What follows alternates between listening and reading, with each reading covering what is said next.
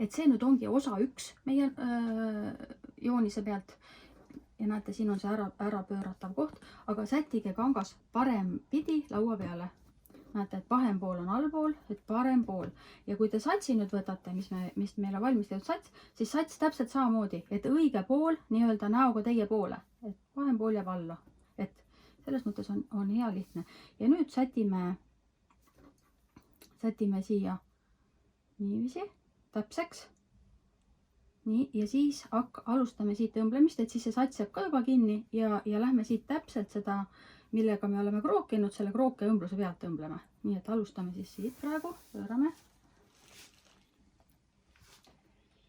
Nii, panen siit täpselt. Vaat niiviisi. Võin isegi kinnitada ka.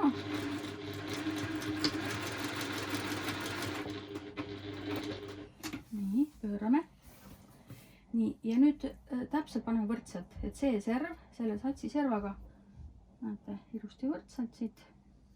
Näete, kui ilusti on kroogitud. Lihtsalt hoian ja õmblen täpselt selle õmbluse pealt.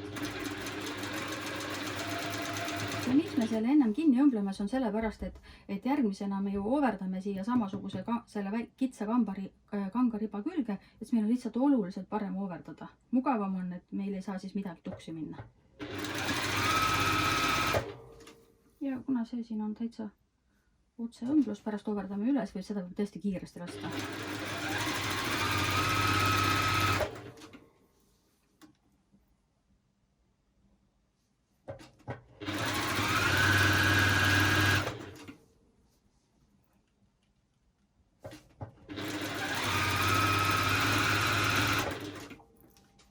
Nii. Ja kui ma olen jõudnud juba siia näete otsa lähedale, siis võin siit väikeste kääridega, et mul jääb natukene satsi üle, tibakese, lõikan ta siit lühemaks, väike jupik üle. Nii. Ja jällegi õmbleme selle satsi serva, et see lahti ei jääks. Pöörame ja selle lahtise serva siia padjapööri külge lihtsalt. Muud ei ole tarvis. Valmis.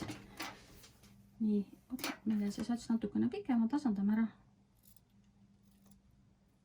Ta oleks selle padjapööri servaga tasa. Vot nii. Et tulemus siis selline.